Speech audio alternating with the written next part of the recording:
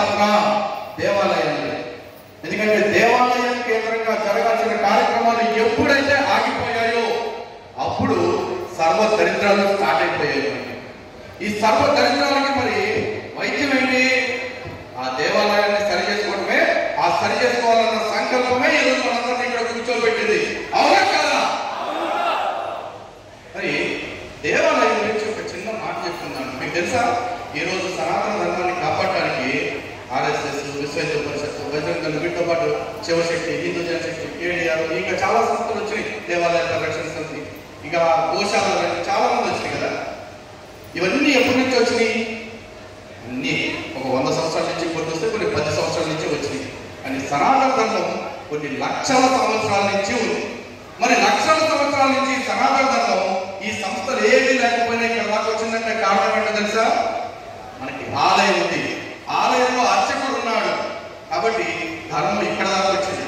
ఈ రోజు ఆలయ వ్యవస్థని, అర్చకుల్ని అన్నింటినీ కూడా అధోగతి పాలు చేస్తున్నాయి. మన దేవాలయాల్ని కబ్జా చేసిన ప్రభుత్వాలు. ఈ ప్రభుత్వాలు మన దేవాలయాలను ఏం చేశాయండి? గట్టిగా చెప్పండి. పెద్ద పెట్టు నా మీద ముందు పెడతారు. కబ్జా చేశాయి ప్రభుత్వాలు. ఏం చేశాయి? ఈ కబ్జా కోరుల దగ్గర నుంచి మన దేవాలయాలను మనం విడిపించుకోవాలంటే ముందు మన దేవాలయాలు కబ్జా అయిందన్న విషయం ప్రతి ఒక్కరికి తెలిసేలాగా చేయాలి. అలా తెలిసేలా చేయాలంటే ఎవరు చేయాలి? చెప్పండి. భోజనానికి ఇంకా టైం ఉంది, కానీ అపహారం చేసే మజ్జిగ తాగాం. జోష్ రావాలా? మీ అందరికి ఒకటే మందం, జై శ్రీరామ్. దీన్ని చెప్పినంత గట్టిగా దేవాలయాన్ని ఎవరు బాగు చేయాలి?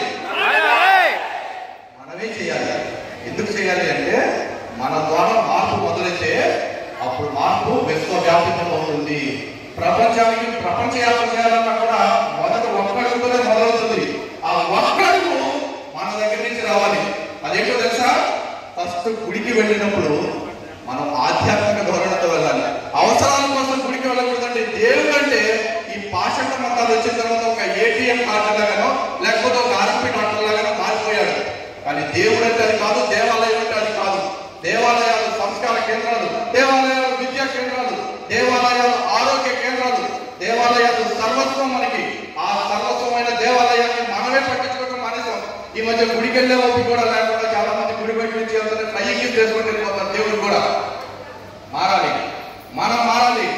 మనం మారకుండా మొత్తం ఆడి తప్పు ఈడి తప్పు అంటే స్వీయ లోపం కలిగిన వాడు దేన్ని సరి చేసుకోలేడు. కాబట్టి ఫస్ట్ మన దగ్గర నుంచి మార్పు మొదలవడానికి మనం ఏం చేయాలో చేద్దాం. గుడికి వెళ్తున్నామంటే డ్రెస్ చేసుకునే కాదు, బాగా రెడీ అయ్యి కాదు, భక్తిగా వెళ్ళాలి. ఆ భక్తిగా వెళ్ళడం అందరికీ నేర్పాలి. వెళ్ళిన తర్వాత గుడి బయట ఒకడు కూర్చుంటాడు. మొట్టమొదటి బైక్ పెడుతుంటే పార్కింగ్ టికెట్ సార్ అంటే ఇప్పుడు అడగల, కొడక నా గుడిలో నీకు ఎందుకు నేను డబ్బులు కట్టాలి, ఇది నా గుడి, నిలదీయడం నేర్చుకోవాలి. నిలదీయడం నేర్చుకోవాలి. ఎందుకు నిలదీయాలో కూడా నేను చెప్తా.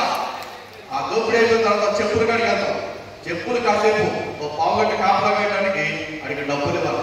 వాడు బతుకుదానికి రూపాయి 10 రూపాయలు ఇవ్వడం సమస్య కాదు. కానీ ప్రభుత్వాలే నేరుగా కౌంటర్లో పెట్టి నువ్వు ఇంత కట్టాలి అంటే ఎందుకు కట్టాలి? నేను అన్నా నీ బానిసరా, నేను కప్పన్నట్టు బతకడానికి. ఇది నా గుడి అంతా చేసి లోపలికి వెళ్ళిన తర్వాత దేవుడు కూడా అంటే 300 చూస్తావా, 500 చూస్తావా, 100 చూస్తావా, ఉచితంగా చూస్తావా అంటాడు. ఉచితంగా చూస్తానంటే 10 నిమిషాల్లో చూసే దారున్నా సరే 3 గంటలు ఎదురు చూపిస్తాడు మనం. ఎందుకు? నెక్స్ట్ టైం ఉచిత దర్శనం పోతాడా, మనం బిఏపీలో అనుకోవాలి. అంటే భగవంతుడికి భక్తుడికి మధ్య అర్చకుడు ఉంటే చాలనుకున్నాం. కానీ ఈ మధ్య అడ్డగాడిదలందరూ నాయకుల రూపంలో వచ్చేసి మనం అడ్డమాడతాను ఎవడన్నా అనుకున్నావా? ఎవరు కూడా అనుకోవాలా. కానీ ఇలాంటి అడ్డగాడిదలందరూ ఈరోజు మన గుడికి వచ్చి మన గుడిని కబ్జా చేయడం కాకుండా మన మీద దుర్లు చేస్తూ మన దగ్గర కప్పంగా